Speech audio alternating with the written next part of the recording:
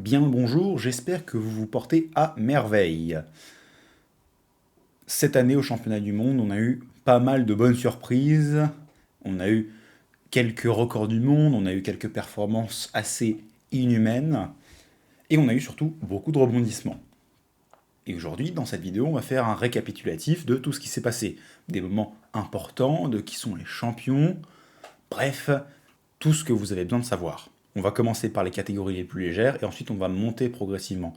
Si jamais vous cherchez des catégories particulières, il y aura les chapitres qui sont activés, donc vous pourrez directement aller à la catégorie qui vous arrange. Et on commence donc tout de suite par les femmes en moins de 47 kg. Cette année, on pensait tous que ce serait Tiffany Chapon qui allait remporter la première place. Malheureusement, ça n'a pas été le cas. Ça a été une belle bataille entre Heather Connor et Tiffany Chapon. Ça s'est joué de très peu. Heather Connor a fait un total à 435 kg, tandis que Tiffany Chapon a fait un total à 434,5 kg. Au passage avec un record du monde au bench de la part de Tiffany Chapon, et un record du monde au deadlift de la part de Heather Connor. Qu'est-ce qui a fait que Tiffany Chapon n'a pas remporté la première place? C'est parce que Tiffany Chapon n'a pas réussi. Je crois qu'elle n'a pas réussi l'entièreté de ses troisièmes essais, donc le troisième essai au squat, le troisième essai au bench et le troisième essai au deadlift. Je crois que ces trois essais-là, elle ne les a pas remportés, alors que Heather Connor a remporté tous ses essais. Je dis une bêtise, elle n'a pas remporté son troisième essai au développé couché. Mais ça fait que Heather Connor a remporté 8 essais sur 9, tandis que Tiffany Chapon en a remporté seulement 6 sur 9. Donc ça fait quand même une grosse différence. À la fin, les jumps étaient peut-être trop ambitieux, en tout cas pour cette année-là, ils étaient trop ambitieux. Maintenant, il y a aussi ce truc de chaque année, on a envie de faire plus que le record du monde, chaque année, on a envie d'être premier, donc c'est normal de prendre des jumps qui sont ambitieux. Malheureusement, cette année-là, ça n'a pas réussi. C'est aussi un peu le jeu. Elle a quand même été 4 fois championne du monde, c'est tout à fait respectable, j'ai envie de dire. Passons aux hommes en moins de 59 kg. On avait 3 protagonistes, donc on avait Ivan Campano Diaz, on avait Antoine Garcia, un Français, et on avait Kassem Sand Senumong, voilà. Alors déjà, pour ce troisième, Kassem Sand, il a été blessé.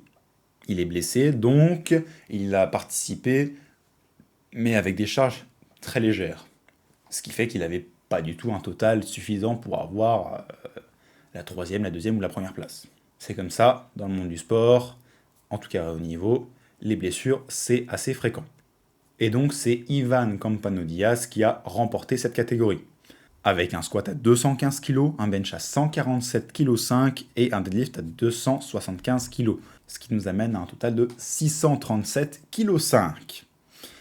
Et en deuxième position, on avait notre Français Antoine Garcia qui avait fait un total à 610 kg, avec un squat à 230, un bench à 135 et un deadlift à 245. Cette année-là, j'ai envie de dire, Ivan était beaucoup mieux placé. En tout cas, il avait beaucoup plus de potentiel sur cette année-là. Est-ce que l'année prochaine, Kassem Sand restera en moins de 59? Est-ce que l'année prochaine... On a beaucoup de questions. En tout cas, cette année-là, il a gagné, bravo à lui. Et de beaucoup quand même. De 27,5 kg, ça fait une grosse marge. On passe aux femmes moins de 52. Et on a eu une guerre de néo-zélandaises. J'avais parlé de Evie Corrigan. Et c'est elle qui est arrivée en tête de podium, on va dire. Avec un squat à 167,5 kg, un bench à 107,5 kg, un deadlift à 205 kg, ce qui lui amène un total à 480 kg. Elle a fini première devant la deuxième concurrente néo-zélandaise, Megan Lee Smith, mais de très peu puisque cette dernière a fait un total à 477,5 kg, avec un squat à 172,5 kg, un bench à 107,5 kg le même, et un deadlift à 197,5 kg. Derrière, on avait une Française, Noémie Alabert, mais qui était quand même vraiment loin derrière. Cette année, je pense qu'elle n'avait aucune chance d'être première, mais au moins, il y a eu une grosse bataille, de son côté comme du côté des deux néo-zélandaises. Et elle a fait 440 kg de total. Chez les hommes en moins de 66, là, il n'y a pas vraiment eu de match, ça a été une domination. C'est Shell Bacloun qui a remporté cette catégorie. Avec un squat à 247,5 kg, un bench à 185 kg et un deadlift à 310 kg, il a fait un total à 742,5 kg. Loin de son record du monde de 770 kg à Sheffield 2025, mais un total énorme pour la catégorie moins de 66. À titre de comparaison, le deuxième, Avery Jackson, qui est un Américain, a fait 700 kg de total. Donc il y a plus de 40 kg d'écart entre lui et le deuxième. J'ai pas grand chose à dire de plus, il a dit néanmoins qu'il se retirait, ça fait donc une belle carrière qui se conclut. Du côté des femmes en moins de 57 kg, c'est Sarah Naldi qui remporte ce podium. Franchement, c'était assez sympa à regarder parce qu'il n'y en a pas une seule qui ne s'est pas donnée pour arriver sur le podium ou pour arriver en tête de podium. Donc ça fait plaisir à voir en tant que spectateur. Comme j'ai dit, donc Sarah Naldi est arrivée première avec 520 kg de total, avec un squat à 197,5 kg, un bench à 107,5 kg et un deadlift à 215 kg. Et on a une Française et une Britannique qui sont arrivées deuxième et troisième respectivement, avec le même total de 505 kg. Pour être tout à fait honnête, cette année, Sarah Naldi était assez loin devant le reste.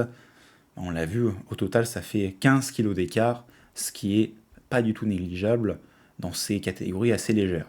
On monte d'une catégorie, et c'est probablement une des catés, si ce n'est la caté la plus intéressante de cette année. C'est Austin Perkins qui est le grand gagnant, sans trop de surprise. Il a remporté 3 médailles d'or, une médaille d'or au squat avec 317,5 kg, ce qui est 45 de plus que le deuxième au squat, un deadlift à 325 kg, ce qui est 15 de plus que le deuxième au deadlift, et un total à 842,5 kg, ce qui est 0,5 kg en dessous de son propre record du monde, mais ce qui est surtout 70 kg au-dessus du deuxième au total. Voilà. Et il a une médaille d'argent au bench, où il a soulevé 200 kg, ce qui est 15 de moins que le premier dans cette catégorie. Mais il y a quand même un détail que je n'ai pas mentionné, c'est qu'il a que réalisé 5 essais sur 9, répartis sur les 3 mouvements bien sûr. Et j'ai pas dit réussi, j'ai bien dit réalisé. C'est-à-dire qu'au squat, il s'est présenté pour ses 2 premiers essais, le troisième, il n'y est pas allé, il a remporté la médaille d'or. Au bench, il a fait ses 2 premiers essais, il ne s'est pas présenté au 3e essai, il a remporté la médaille d'argent. Au deadlift, il a fait un seul essai, c'est-à-dire son premier essai, et après il est parti, et il a remporté la médaille d'or, et il a quasiment égalé son record du monde. Ma théorie, c'est qu'il veut conserver le record du monde actuel pour des prochaines échéances. Par exemple, on a les World Games qui arrivent cette année, potentiellement qu'il va vouloir battre son record du monde et être un peu plus sérieux à cette compétition-là pour assurer sa domination, j'ai envie de dire. Ou peut-être qu'il veut garder son record du monde pour Sheffield de 2026, puisque les athlètes sont notés sur à quel point ils dépassent le record du monde actuel. Les deux théories sont possibles, donc on va voir comment ils performent. Pour les femmes moins de 63 kg, ça a été une bataille assez serrée. En fait, j'ai envie de dire très serrée. Mais finalement, sur le podium, en première place, on a Alba Bostrom, qui a fait 197,5 kg au squat. Squat qui avait d'ailleurs très mal commencé, son premier essai était passé très difficilement pour un opener. Mais le reste est bien passé, donc c'était probablement une erreur juste technique en fait. Au bench, elle a fait 140 kg et au deadlift, 227,5 kg, ce qui l'amène à un total de 565 kg, ce qui est un record du monde open dans cette catégorie. En deuxième position, Chiara Bernardi, avec un squat à 200 kg, un bench à 127,5 kg et un deadlift à 227,5 kg, pour un total à 560 kg. Quand je vous disais que la bataille était serrée, là il n'y a que 5 kg d'écart.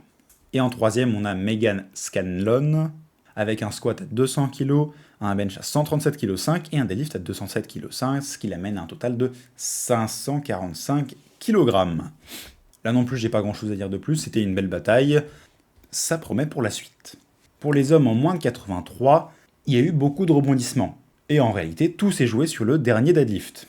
Mais au final, c'est Joe Borenstein qui en est ressorti vainqueur. Au passage, qui est un junior. Avec un squat à 302,5 kg, un bench à 215 kg, un deadlift à 372,5 kg, ça l'amène à un total à 890 kg. Très proche des 900 kg, qu'il est déjà allé chercher au championnat d'Amérique de 2025. Malheureusement, il n'a pas pu les réaliser cette année, mais 890 kg, dans cette catégorie, ça reste un total qui est énorme en fait. Mais on a bien failli avoir un autre gagnant. Le deuxième, Jurin Skengamu, qui a déjà été champion du monde de 2024, était trop loin derrière en tout point. Ce qui était aussi le cas d'Eid Omisakin, qui a fini troisième, jusqu'à son troisième deadlift. Il avait chargé 385 kg, ce qui est un deadlift titanesque pour un moins de 83. Ça se rapproche dangereusement des 400 kg qui ont été tirés au minimum dans la catégorie moins de 105. Et il l'avait tiré. Il l'avait tiré, mais malheureusement pour lui, j'ai envie de dire, il l'a lâché au moment du verrouillage. Et qu'est-ce qui explique qu'il y ait eu un si gros décalage entre le premier Joe Bronstein et lui? C'est que son deuxième essai au deadlift n'a pas été validé, donc son troisième non plus, ce qui fait qu'il n'avait eu qu'un seul essai au deadlift. Ça l'a grandement pénalisé sur son total. Mais c'était très sympa à regarder. Pour les femmes en moins de 69, il y a encore eu des choses très intéressantes. La grande gagnante, c'est Agatha Chitko. C'est pas là où c'est très surprenant.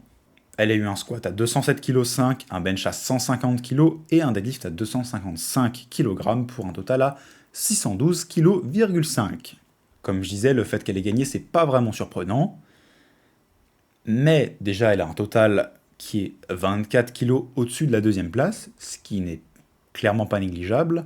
Mais aussi et surtout, elle pesait 63,47 kg. Donc plus de 5 kg en dessous de ses concurrentes. Elle a réalisé un total colossal en moins de 69 alors qu'elle pesait 63 kg. Tout simplement monstrueux, j'ai envie de dire. On passe maintenant aux hommes en moins de 93, et c'est bien une des catégories où le match a été le plus serré. On avait donc 3 protagonistes, Emil Krastev, Gustav Hedlund et Jonathan Keiko. Le squat a été dominé par Gustav Hedlund. Il a tenté 335 kg, ça n'a pas été validé, donc il a quand même validé un essai à 325 kg, tandis qu'Emil Krastev a validé un squat à 315 kg et Jonathan Keiko un squat à 307,5 kg. Du côté du bench, c'est Jonathan Keiko, ça on s'y attendait, avec un bench à 246 kg, ce qui au passage est un record du monde. Il a tenté 248 kg, mais malheureusement, ça n'a pas été validé. Emil Krastev le suivait d'assez loin quand même, mais il le suivait quand même avec 240 kg au bench, et Gustav Hedlund à 222,5 kg. Et le deadlift, c'est là où ça devient intéressant. C'était assez intense. Jusqu'au deuxième essai, c'est Emil Krastev qui liguait un peu le deadlift. Pour les troisième essais, c'était intéressant. Jonathan Keiko a tenté un essai à 357,5 kg, qu'il n'a malheureusement pas réussi à avoir. Emil Krastev a tenté un deadlift à 362,5 kg, qu'il n'a non plus pas validé. Et donc c'était le moment pour Gustav Hedlund de charger une barre qui lui donnerait la première place. Il a donc chargé 365 kg, qui malheureusement pour lui ne sont pas montés. Donc c'est Emil Krastev qui finit en tête de podium. Point à noter, il y a eu 2 tentatives de record du monde au deadlift, pour un deadlift à 374 kg. C'est Christian Ayandokun et Kwaku Antwi. Et franchement, c'est quasiment passé. Donc c'était bien tenté, la foule était en délire, malheureusement pour eux, c'est pas passé. Peut-être une prochaine fois. On passe aux femmes moins de 76 kg. J'avais parlé de Carlina Tongoti, qui est néo-zélandaise. Et c'est bien elle qui a fini première. Mais c'était bien plus serré que prévu. Elle avait un squat à 225 kg, un bench à 132,5 kg et un deadlift à 245 kg, ce qui lui a fait un total à 602,5 kg. Mais juste derrière, on avait Cranon Warford qui a cumulé un total de 595 kg.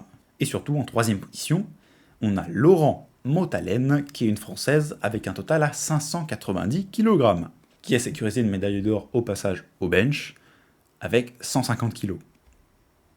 Pardon.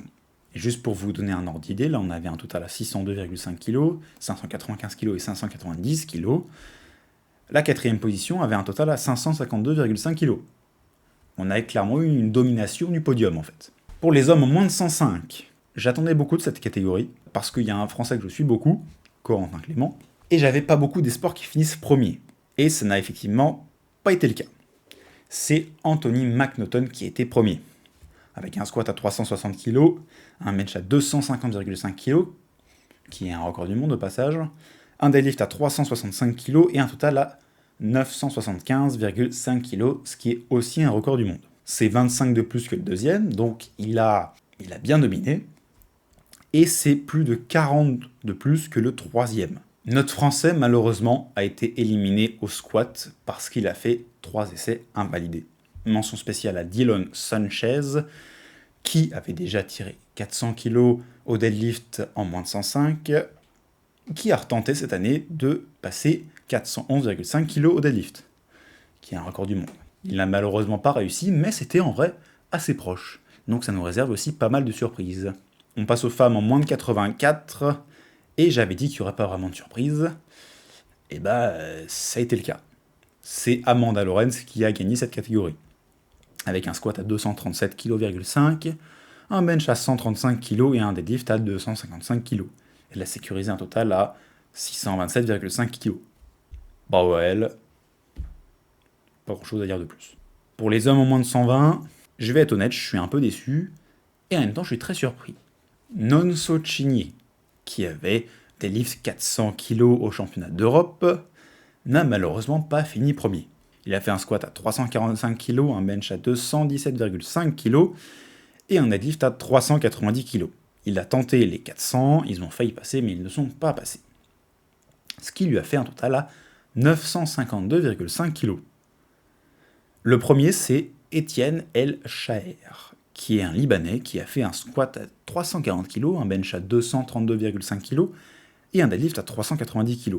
Ça lui amène un total à 962,5 kg. Mention spéciale encore, Devin Williams qui a fini 3ème au total, avec un record du monde au bench avec 265,5 kg. On termine avec les femmes avec les plus de 84 kg. J'avais dit que ça allait être serré entre Sonita Moulou et Brittany Schlatter, mais pas vraiment en fait. C'est Brittany Schlatter qui l'emporte avec 20 kg de plus au total.